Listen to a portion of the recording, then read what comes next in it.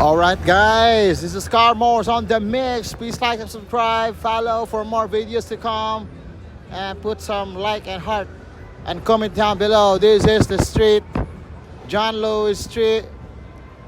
Here, I don't know what street is this one, but this is the downtown Nashville, what we call the 5th Broadway. Alright, kita-kita nyo guys, grabe guys, oh. Live music dito, in this corner talaga, John Lewis corner. Grabe mga tao dito, nagpapartihan.